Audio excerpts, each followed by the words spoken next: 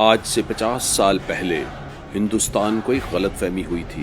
اس غلط فہمی کو جن پاکستانیوں نے دور کیا وہ آج زندہ ہیں اور دنیا سے کچھ کہنا چاہتے ہیں. 6 ستمبر 1965 صبح ہم اسکول جانے کے لیے اٹھے.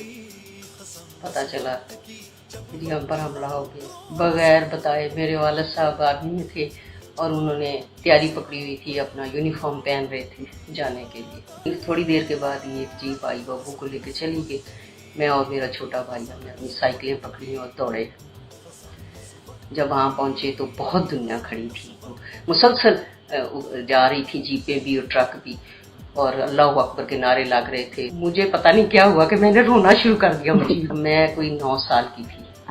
تو جب میں نے رونا شروع کر دیا تو اتنے میں دیکھا تو میرے والد صاحب بھی ایک جیپ میں اور ساتھ کرنا صاحب تھے، اور انہوں نے دیکھا تو انہوں نے روکا. انہوں نے کہا ملک صاحب آپ کی بیٹی، اور انہوں نے 1 سیکنڈ میں مجھے کہا بیٹے فوجیوں کی اور بچے روتے نہیں ہیں، دعا کرتے ہیں.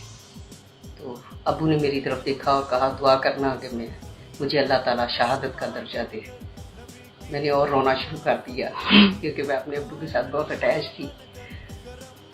کرنل صاحب نے مجھے پیار دیا اور کہا فکر نہیں کرو اور بیٹے دعا کرو. میرے ماتھے پہ بوسہ دیا اور وہ بیٹھ کے چلے گئے. مجھے تھوڑی دیر کے بعد جو سکون ہو گیا، میں نے رونا بند کر دیا اور ان لوگوں کے ساتھ اللہ اکبر کے نعرے لگانے شروع کر دیے اور پاک فوج زندہ باد کے نعرے لگانے شروع کر دیے. اور کسی کے چہرے پہ، کسی بچے کسی بڑے کے چہرے پہ کوئی خوف نہیں تھا. وہ جذبہ، وہ چیز میں نے پھر کبھی نہیں دیکھی.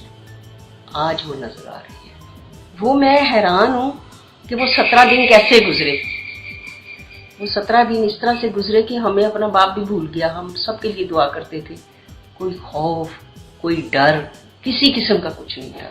ایک جذبہ تھا، ایسا جذبہ جو شاید 47 میں ہوگا، میں نے تو وہ نہیں دیکھا ہوا، لیکن 65 میں ایک عجیب جذبہ تھا.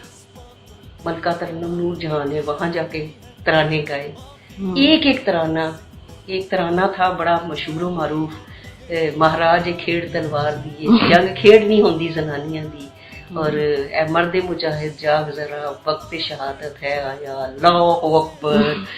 اور میرے نغمے تمہارے لیے ہیں. پاک فوج نے جس بہادری کے ساتھ، جس جرت کے ساتھ وہ سارا مقابلہ کیا تھا بن بتائے جنگ کا. وہ جنہوں نے یہ دعویٰ کیا تھا کہ ہم 9 بجے جم خانے جا کے تو ناشتہ کریں گے، انہیں BRB نہر بھی ہماری فوج نے کراس نہیں کرنے دی. اس جذبے میں مجھے آج بھی فخر ہے. ہمارا یہ اتنا خوبصورت، اتنا مضبوط ادارہ ہے، اس کے متعلق ہمیں کسی قسم کی غلط بات نہیں کرنی چاہیے. جب کوئی کرتا ہے تو مجھے تکلیف ہوتی ہے. مجھ جیسے بہت سارے لوگوں کو بہت تکلیف ہوتی ہے. یہ ہمارے فوجی ہی ہیں جو اس وقت جا کے، جنہوں نے ہمارے لیے یہ آج جو ہم سکون سے سو رہے ہوتے ہیں، وہ وہاں جاگ رہے ہوتے ہیں.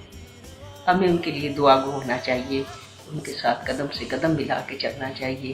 یہ جیسی الٹی سیدھی باتیں ہیں یہ نہیں ہونی چاہیے.